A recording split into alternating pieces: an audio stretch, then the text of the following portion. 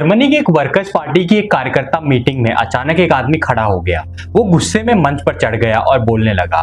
उसकी बातों में इतनी ताकत थी कि उसे किसी को भी रोकने की हिम्मत नहीं हुई और उसने अगले 15 मिनट तक भाषण दिया।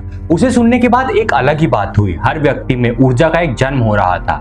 ये वही व्यक्ति था जो बाद में जाकर जर्मनी का फ्यूरर बना, यानी सर्वोच्च नेता एडोल्फ हिटलर। हिटलर के करियर की शुरुआत इसी भाषण से हुई थी। ये वही व्यक्ति था जिसने पूरी दुनिया को असहनीय दर्द पहुंचाया। लाखों लोग मारे गए, 50 से ज्यादा देश तबाह हो गए। पूरे एक देश का डिस्ट्रक्शन सिर्फ इसीलिए हुआ क्योंकि एक आदमी जो एक दिन पहले तक एक आम इंसान था अब एक शैतान बन गया। तो हिटलर ने ऐसा क्या किया कि कुछ भी नहीं से इतना बड़ा राक्षस और लीडर बन गया? उसने लाखों लोगों को कैसे भड़काया? उसे एक ही समुदाय, एक ही रेस ऑफ पीपल से इतनी नफरत क्यों थी?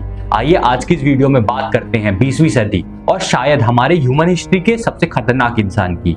ये कहानी है एडोल्फ हिटलर की।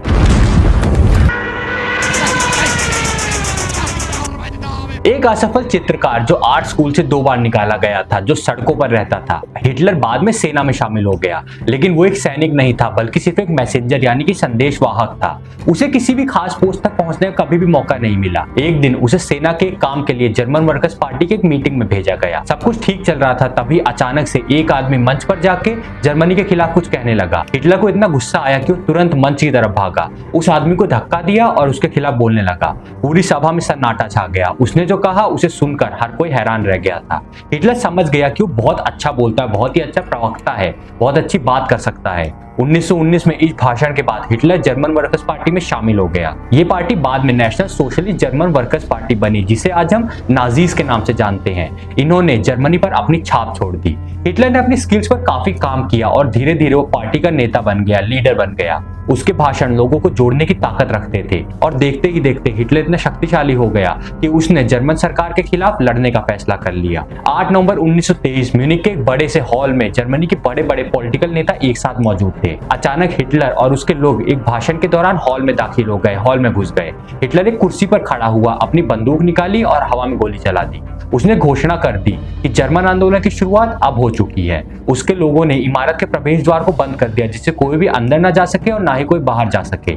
लेकिन हिटलर ने अपनी योजना में कई गलतियां की थी। जल्दी ही उसकी ये योजना कमजोर पड़ गई और सिर्फ 24 घंटों के अंदर अंदर उसे गिरफ्तार कर लिया गया। उसके कई साथी मारे गए और नाजी पार्टी पर प्रतिबंध लगा दिया गया। लेकिन हिटलर का मानना था कि यह उसके जीवन की सबसे भाग्यशाली यानी लकी घटना थी। लेकिन फिर एक दिन उसके जीवन का एक टर्निंग पॉइंट आया। उसने सोचा कि अगर वो इतना अच्छा बोल सकता है तो क्यों ना वो कोर्ट हियरिंग, जो उसकी अदालत में हियरिंग होने वाली है, उसमें कुछ ऐसा बोले कि उसकी सजा कम हो जाए। उसने अपनी कोर्ट हियरिंग अपने हाथ में लेने का फैसला किया और ये योजना सफल भी रही। उस दिन हिटलर ने कोर्ट में ऐसा भाषण दिया कि जिसमें लोगों के मन में हिटलर के प्रति नफरत भी थी, गुस्सा भी, लेकिन एक तरह का सपोर्ट भी था। हर जर्मन नागरिक हिटलर को अपना हीरो मानने लगा, लेकिन फिर भी उसे 5 साल की सजा सुनाई गई। जेल में उसने अपने जीवन के बारे में लिखा, अपने जीवन पर एक किताब लिखी, जिस किताब का नाम था मेन काम्फ। ये वही किताब है जो आज भी दुनिया के कई हिस्सों और देशों में बैंड है।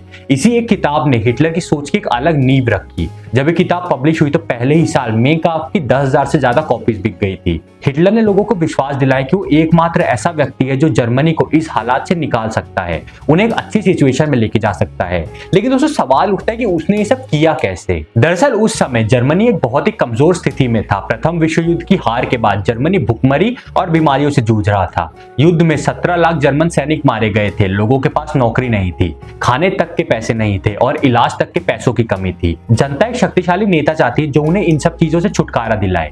हिटलर ने इस मजबूरी का फायदा उठाया। उसने लोगों को भड़काया, उन्हें ये दिखाया कि वो कितने दुख भरे, असहाय और कमजोर स्थिति में रह रहे हैं। मेन काम्फ में हिटलर ने लिखा था कि यहूदी एक दीमक की तरह, यानी कि ज्यूज एक दीमक की तरह है जो कम्युनिस्ट के साथ मिलकर जर्मनी को अंदर से बर्बाद कर रहे हैं। उसने कहा कि जो लोग बाहर से आए हैं उन्होंने पूरे देश के व्यापार और पैसों पर कब्जा कर लिया है और जर्मनी में असली जर्मन्स के लिए कोई भी जगह, कोई भी पैसा, कोई भी नौकरी नहीं बची है। हिटलर ने उन सब लोगों के गुस्से को एक दिशा दी। उसने कॉमन एनिमी बनाया, यहूदी यानी कि ज्यूस, वो दुश्मन जिससे सिर्फ हिटलर ही लड़ सकता था। उसने अपनी ऐसी इमेज बनाई। धीरे धीरे हिटलर ने यहूदियों को इतना बुरा और खतरनाक दिखाया कि हर जर्मन उनसे नफरत करने लगा। जितनी ज्यादा नफरत लोग यहूदियों से करते उतना ही हिटलर शक्तिशाली होता। लोग आपस में लड़ते रहे और फायदा सिर्फ हिटलर को होता रहा। हिटलर अपने आप को एक दिव्य राजा के रूप में देखता था, अपने आप को एक दिव्य राजा मानता था। वो चाहता था कि हर कोई उसके सम्मान में उसके सामने सिर झुकाए। उसकी रैलीज एक त्योहार की तरह होती थी। वो अपना कारवां बनाता और उसकी एक परेड निकलती थी जैसे कोई भगवान अपने भक्तों के बीच आ रहा हो। बैंड बजाया जाता, घोषणाएं की जाती और हर कोई हिटलर के दर्शन के लिए तरस जाता। वो भीड़ के बीच एक भगवान की तरह एंट्री लेता था। मंच पर खड़ा होने के बाद वो काफी देर तक चुप रहता, अपनी ऑडियंस को तरसाता, अपने सुनने वालों का ध्यान इकट्ठा होने का इंतजार करता। धीरे धीरे वो अपना भाषण शुरू करता, बहुत ही लो टोन से, लेकिन अचानक एकदम से जज्बाती, एकदम से इमोशनल हो जाता और पूरे जोश के साथ बोलने लगता। यही उसकी कैपेबिलिटी थी। वो अपने वर्ड्स को, अपनी भाषा को इस तरह कंट्रोल कर सकता था कि सामने वाला आदमी पहचान ही नहीं सकता था कि किस इमोशन में बात कर रहा है। उसकी आवाज में इतना गुस्सा और नफरत होती कि ये सुनने वाले के दिल में बस जाती। बीच बीच में वो रुक जाता और लोग उसका नाम जोर से चिल्लाते, हेल हिटलर। और जब वो अपना भाषण खत्म करता तो पूरी भीड़ तालियां बजाती और उसी के साथ वो चिल्लाती भी थी।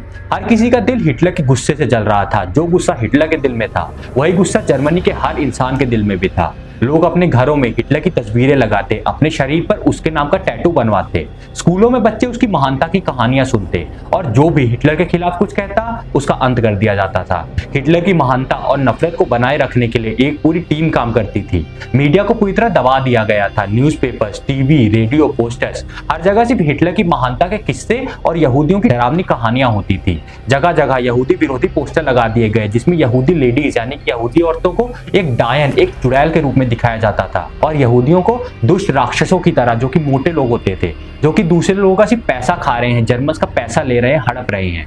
बहुत सारे लोग, खासकर बच्चे, इन सब बातों को सच मानने लगे। वो छोटे बच्चे भी हिटलर से जुड़ना चाहते थे क्योंकि दूसरी तरफ पोस्टर्स लगे थे जिसमें हिटलर एक दृढ़ विश्वास के साथ खड़ा था, लोगों का मसीहा बनके। उसका सिर्फ एक ही नारा था, एक व्यक्ति, एक राष्ट्र और एक नेता। जल्दी ही हिटलर का सपना सच हो गया। वो असल में जर्मनी का मसीहा बन गया, उनका फ्यूरर, उनका सर्वोच्च नेता। लेकिन यहाँ से सब कुछ बदल गया क्योंकि यही सर्वोच्च नेता था जिसने लाखों यहूदियों के खिलाफ जघन्य अपराध किए, उनकी जान ले ली, उन्हें कैद कर लिया और उन्हें एक दर्दनाक मौत दी। लेकिन दोस्तों, सोचने की बात है कि हिटलर यहूदियों से इतनी नफरत क्यों करता था और हिटलर के ऐसे होने का कारण क्या था। ऐसा माना जाता है कि बचपन में हिटलर के पिता को बहुत गुस्सा आता था और वो उसे बहुत मारते भी थे। हिटलर स्कूल में एक अच्छा स्टूडेंट था जिसके नंबर काफी अच्छे आते थे, लेकिन एक ऐसी घटना घटी जिसने हिटलर को पूरी तरह से तबाह कर दिया, पूरी तरह से बदल दिया। हिटलर का एक भाई था, एक छोटा भाई था जिससे बहुत ज्यादा करीब था, लेकिन एक भयंकर बीमारी के कारण उसकी बहुत ही कम उम्र में मौत हो गई। इस घटना का हिटलर पर बहुत ही गहरा प्रभाव पड़ा था। ऐसा कहा जाता है कि उसने कब्रिस्तान में काफी समय बिताने लगा। उसने कई बुरे दोस्त भी बना लिए और उसके मार्क्स भी काफी ज्यादा कम हो गए। इस वजह से उसके पिता उसे और भी ज्यादा मारा पीटा करते थे।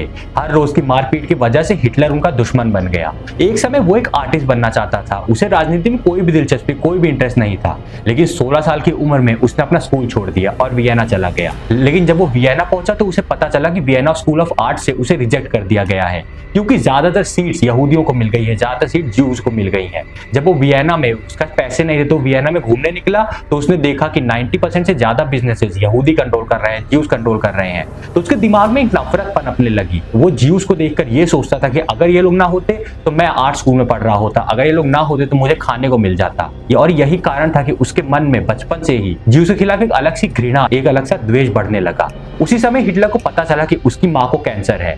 वो वापस आ गया उनकी देखभाल करने के लिए। हिटलर अपनी माँ के बहुत ज्यादा करीब था तो उनकी मौत की वजह से वो बहुत ज्यादा उदास हो गया। अपनी किताब मेक ऑफ में हिटलर ने लिखा था कि अपने पेंटिंग के दिनों में उसने देखा था कि ज्यादातर व्यापार, ज्यादातर बिजनेस यहूदियों के कंट्रोल में है और सारा पैसा यहूदी कंट्रोल करते हैं और उसी वजह से जर्मन और ऑस्ट्रियन सभी लोग बहुत ज्यादा परेशान हैं। प्रथम विश्व युद्ध के दौरान हिटलर 2 बार मौत के सामने आया था। एक बार तो उसके सामने एक बॉम्ब फट गया था जिसकी वजह से उसे हॉस्पिटल में एडमिट करना पड़ा था।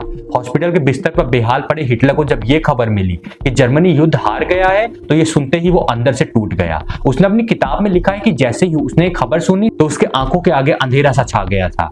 उसका मानना था कि जर्मनी की हार कमजोर सरकार और कम्युनिस्ट विचारधारा की वजह से हुई। इन्हीं सब चीजों ने हिटलर को पूरी तरह से बदल दिया। उसने तय किया कि अब वो सब कुछ अपने हाथ में ले लेगा, लेकिन किसी ने सोचा नहीं था कि एक छोटा सा चित्रकार इतिहास को पूरी तरह से बदल कर रख देगा। हिटलर ने पूरे देश को बदल दिया, एक समुदाय के खिलाफ जंग छेड़ दी और पूरी दुनिया को एक महायुद्ध के मैदान में घसीट लाया। कुछ हिस्टोरियंस, कुछ लोग कहते हैं कि अगर इस कहानी का एक भी हिस्सा अलग होता, अगर उसका भाई ना मरता या क्या पता उसके मम्मी पापा उससे अच्छे से रहते या उसे हो सकता है इंडियन स्कूल में एडमिशन मिल जाता तो लाखों लोगों की जिंदगी बच सकती थी, लाखों बेगुनाह लोगों की जिंदगी बच सकती थी। दोस्तों, आप इस कहानी के बारे में क्या सोचते हैं, मुझे कमेंट करके जरूर बताइएगा। अगर आपको वीडियो पसंद आया हो तो वीडियो को लाइक और शेयर करें। ऐसी और भी वीडियोस देखने के लिए चैनल सब्सक्राइब कीजिए और मिलते हैं ऐसी किसी और भी वीडियो में। तब तक के लिए जय हिंद, जय भारत, वंदे मातरम।